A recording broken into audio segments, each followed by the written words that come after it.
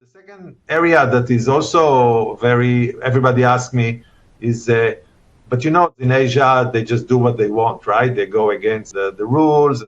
So the customer, the drivers, at the end of the day, want to offer high quality service. And if you have the ability to measure their performance individually, and then reward them where they do good job.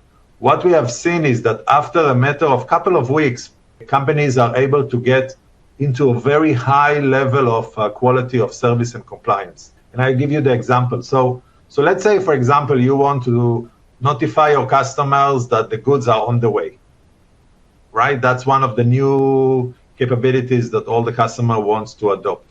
But your driver doesn't follow the process.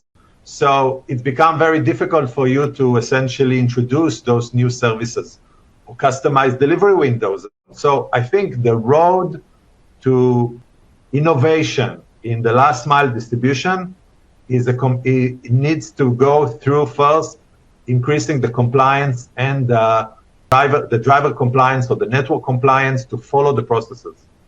And then you can start to introduce new services and new capabilities. And we see customers who go through those phases where they start with a very manual network, then goes into a digital network, then start to talk about innovation, and then start to introduce new services. That's the evolution that we see almost every customer go through that. So in that compliance program, Noam, I guess there's an opportunity to do a few things. Number one might be just get better insights as to why there are delays or why there are issues or why a plan may not be effective. Number two might be to reward drivers or elements of my transport network that are performing well, and that could be just by giving them more work or whatever, however that may come into play.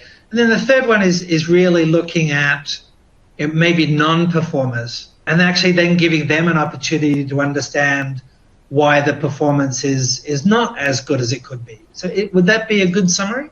Yeah, and maybe one more thing I forgot to mention is that many of the businesses actually don't know where is the exact geo-coordinates of all the distribution points in the country.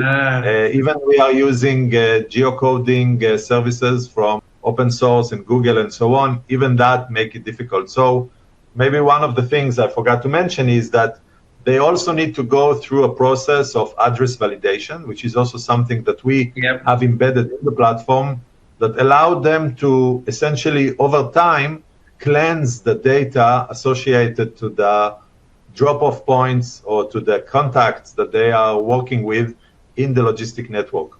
And I think on compliance, I think you mentioned time. Actually, time is an element that you want to measure and you want to report on, but it's very hard to penalize the driver when he's late because maybe the traffic was wrong. So we are focusing first on compliance, on performing the right action at the right place. So if the driver needs to go and deliver goods at a certain location, but he performed the action, and we know that because we acquired the GPS coordinates and so on, he performed the location in a different place, that's considered first level compliance.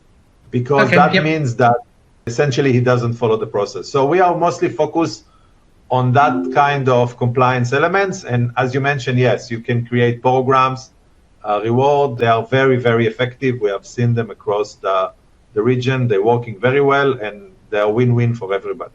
Great. Thank you.